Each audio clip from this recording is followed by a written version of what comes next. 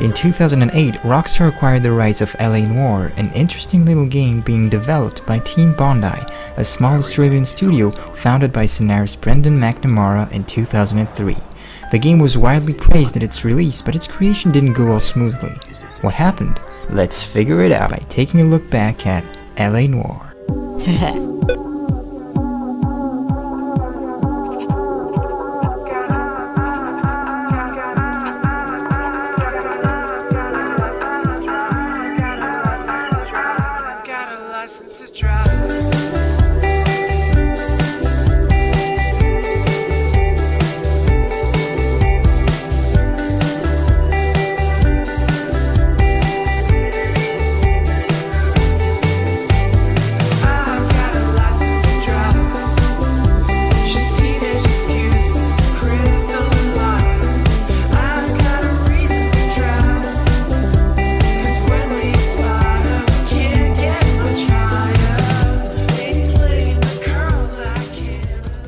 Noire is a mystery-solving sandbox game taking place in Los Angeles in the mid-1940s. The player controls a detective named Cole Phelps, determined to unravel the truth behind many strange cases occurring in the streets of LA.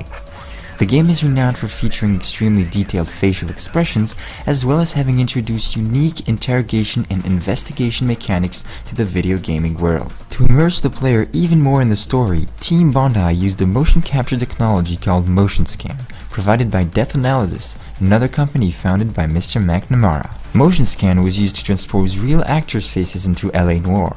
Up to 32 cameras were needed to get a shot of the facial expressions the actor would make from every angle. The recordings were then used in an in-game modeled head, and the result was bluffing. Even if technically the game aged a bit, it still has some incredible face models and above all, one of the best storylines ever made. Bag it and return it to technical services. You hurry it up, Floyd. We got places to be. Happy hunting. So here's the plot. You are Cole Phelps, played by Aaron Staten, who starts off as a simple traffic cop dressed in a plain blue uniform. One night, you and your partner Ralph Dunn, played by Rodney Scott, are called to secure a perimeter around a murder site and look around for eventual clues. And here the game picks up. Although being free of your actions, since you can basically go anywhere in the city or leave the crime scene at any moment, you start taking a look around with the help of your flashlight. One marvelously thought gameplay element starts kicking in right away. There's a continuous background music that changes whether you're approaching a clue or not. So you start picking up everything you can find and observing it from different angles before finding your first piece of evidence. Later, you find blood on a wall and your partner tells you to try looking where the shot could have come from. So you get on top of a roof to find a weapon that you had just noticed before from its reflection in a window. This whole sequence leads to a succession of events that slowly suck you in your first case. The narration of the game by Keith Sarabashka, also Herschel Biggs, is pitch perfect and adds a very philosophical tone to the game. In fact, at that point of the story, the player consistently feels more part of an exciting crime series than an actual video game, and that's what makes it unforgettable. You'll find yourself visiting a lot of various places in Los Angeles, like going on murder sites to take a look at the victims or participating in gunfights and chases. Give me some cover!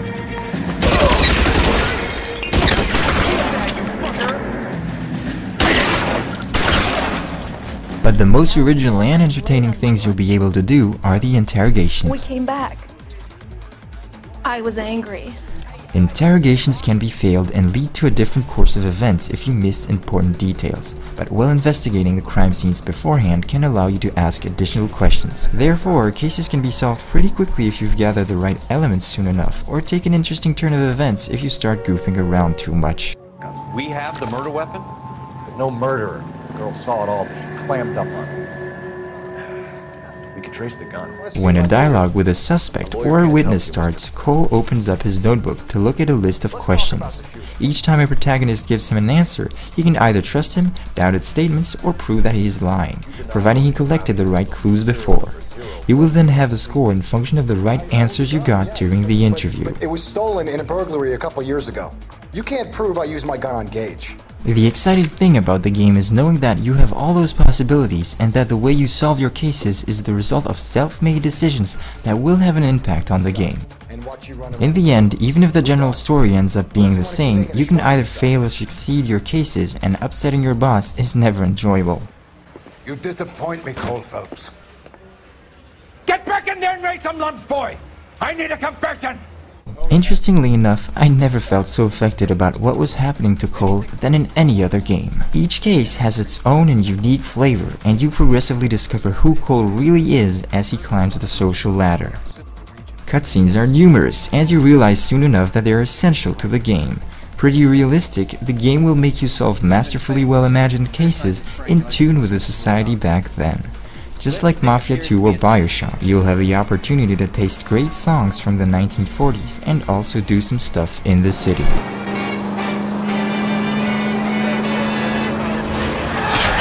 And that brings me to one of the flaws of the game, the emptiness of LA. If you stick well to the main storyline, sure, you won't really notice it at all, but if you try wandering here and there between two missions, the lack of activities may rapidly bore you. The only side missions you'll stumble upon will involve you in some chases or small plots, but they're often repetitive and don't last long. Took a picture of my... up my... Which way did he go? That's him! Right there! Ah, fuck. You can also find newspaper articles scattered around the city that deals with a parallel story happening in the game and that you'll end up relating to. You can also collect film reels or discover viewpoints in the city, but that's basically it. The ending of the game is also abrupt and leaves you speechless, but I believe that it gave the whole story a greater impact. Even if it would have been great to be able to do more stuff around the city like in a GTA game, it isn't that important in a game like LA Noire, and I barely felt left out of the experience because of that. When you'll head in a new case, you'll immediately be sucked right back in the story that will always surprise you by its events. It's just awesome to see Cole evolving throughout the game, and you want him to get to the top and become one of the greatest investigators of Los Angeles. So you end up solving around 4 to 5 cases before being promoted and changing partner. Each partner you work with isn't really likable at the start. Cole and him usually end up getting pretty close from each other, and it's always a little heartbreaking to leave your partner behind when Cole moves on. The bad guys in the game can be pretty original and often hide their motives pretty well. You can even find John Noble in this, the actor who played Denethor in The Lord of the Rings. Cole is definitely the anti-hero type, and the game lets you realize it soon enough.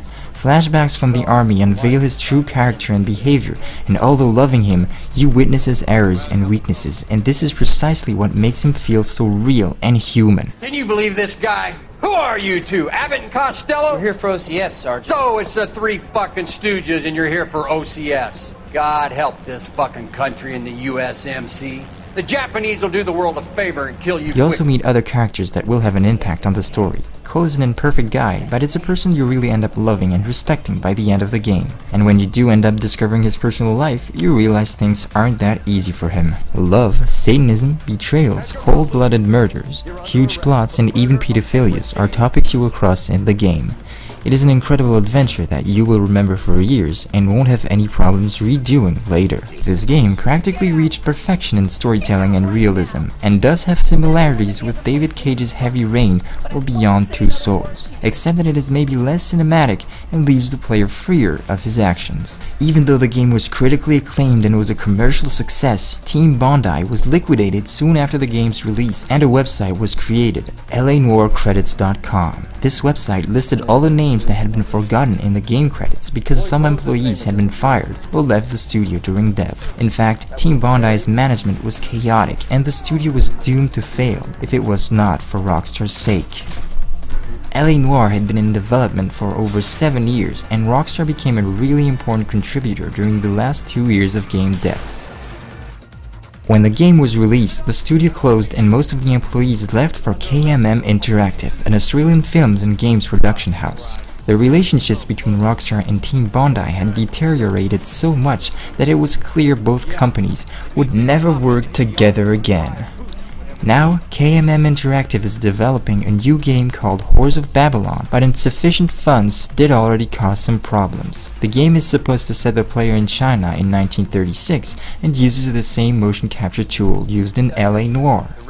I personally think that nowadays, it is a real challenge to attract gamers with a serious and not necessarily fast-paced game that tries to deliver mature and down-to-earth content. But it is those games that affect us the most and that will always leave their mark deep inside our minds. Brothers, Pinker? Cause of death is pretty apparent. You tell me.